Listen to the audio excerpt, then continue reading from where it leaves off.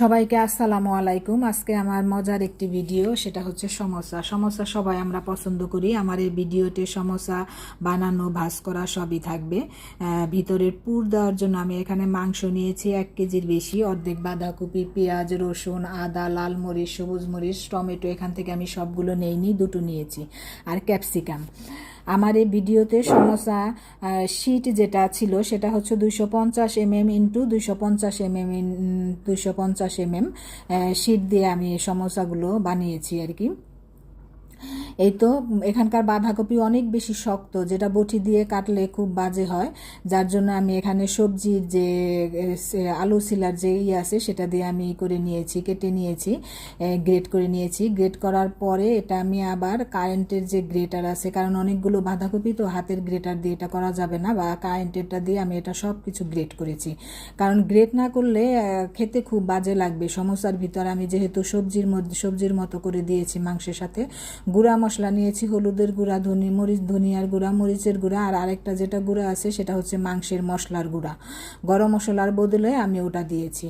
আর এটা মাংসটা ধুয়ে আমি এবার চুলায় তেল দিয়ে, রসুন দিয়ে, পেঁয়াজ দিয়ে, মশলাগুলো সব কিছু দিয়ে, আদার যে বাটা আছে সেটা দিয়ে আমি মশলাগুলো ভালো মতো কষিয়ে এতে আমি টমেটো দিয়ে দিই, আর হচ্ছে ক্যাপসিকাম, লাল মরিচ, সবুজ মরিচ দিয়ে মাংস দিয়ে ভালো মতো কষিয়ে নিই, বরবটিও দিই সাথে।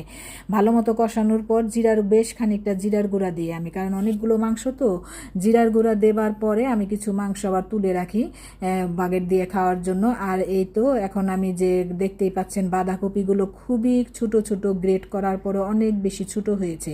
এভাবে ছোট না করলে একটুও খেতে ভালো লাগবে না, মানে সমোসার ভিতরে পুরটা অবশ্যই এরকম ছোট ছোট করা লাগবে। যে আমি বটি দিয়ে কেটে দেবো কিংবা চাকু দিয়ে কেটে সেটা হলে এটা হবেই না, তাহলে শুধু মাংস দিয়ে বানানোই ভালো।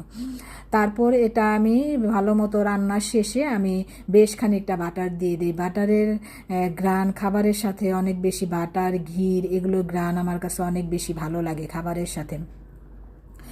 তারপর এগুলো যেহেতু তেলে ভাজা হবে, এই জন্য আমি লাস্টে দিলাম, যেন বাটারের গ্রানটা মানে থাকে আর কি শেষ পর্যন্ত। শেষে আমি এই তো, আমি যে শীটটা সেটা আমি 3 ভাগ করে নিয়েছি, 4 ভাগ করেও কতগুলো আমি বানিয়েছি, 3 ভাগ করেও বানিয়েছি, কিছু রোল বানিয়েছি, কিছু ছোট ছোট ইটি বানিয়েছি। অনেকগুলো সমস্যা হয়েছিল আমার, 100রও অনেক বেশি, 150-র মতো হয়েছিল। আমরা নিজেরা খেলাম, আবার ফ্রোজেন করলাম, 100-র মতো আমি ফ্রোজেন করে রাখলাম। এই তো, এটা হচ্ছে 3 ভাগের শীটটা, যেটা 3 ভাগ করেছি সেটা দিয়ে আমি কাছ থেকে আবার একটু ভাজ করা দেখালাম, কারণ সমোসার কোনাকুনি সহ ভাজ না হলে এটা খেতে মজা লাগে না, দেখতে